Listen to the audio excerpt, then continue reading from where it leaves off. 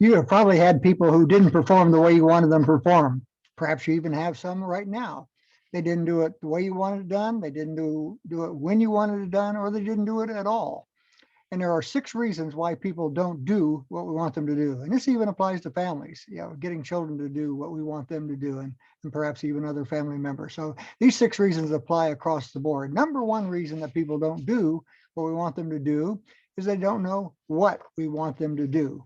And that's a communication problem. That, many times we're surprised. We say, well, gee, I told him what to do, or I thought she knew what to do. And we're surprised that they didn't do what we want them to do. And chances are we weren't clear in the way we explained what we want them to do. Perhaps poor word choice or phrasing, perhaps tone and inflection, perhaps our body language wasn't congruent.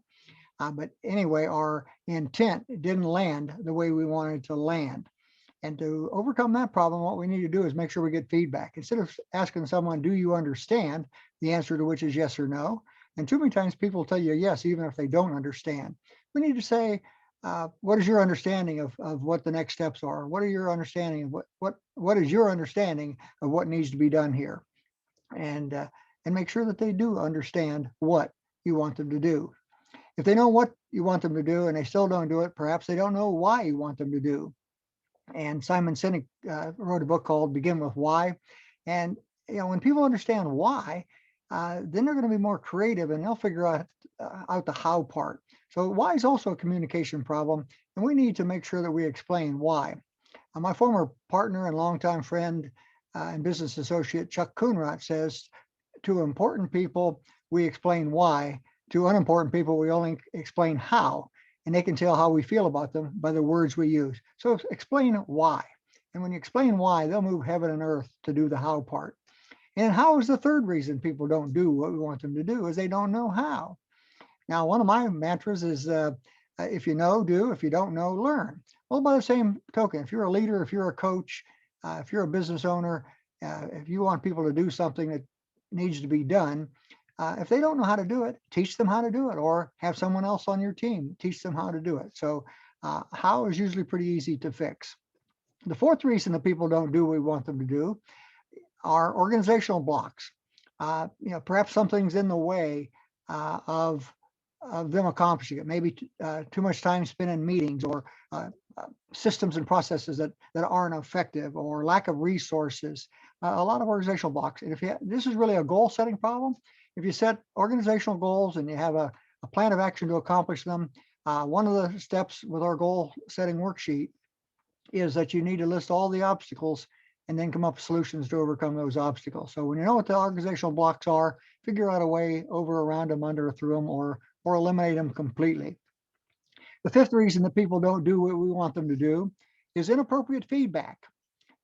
I don't think that anyone comes to work wanting to do a bad job.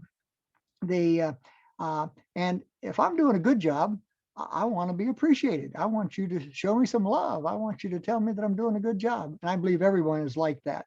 Likewise, if I'm doing something wrong, I don't want to do something wrong on purpose. So what you need to do is you need to confront my inappropriate behavior and get me to stop it. And that's really positive. Some people think it's negative, but it's really positive. So inappropriate feedback, either lack of positive feedback, or too much negative feedback, or no feedback at all, gets in the way of people performing the way you want them to do. Keep this in mind. Positive feedback builds, negative feedback destroys, and no feedback disrespects. And don't disrespect people, and don't destroy people's self-confidence and enthusiasm and encouragement and morale. Now, if someone knows what needs to be done, they know why it needs to be done, they know how to do it and have proven that in the past by doing it in the past, there are no organizational blocks or nothing that can't be handled, and you're doing a good job of giving them appropriate feedback and avoiding inappropriate feedback.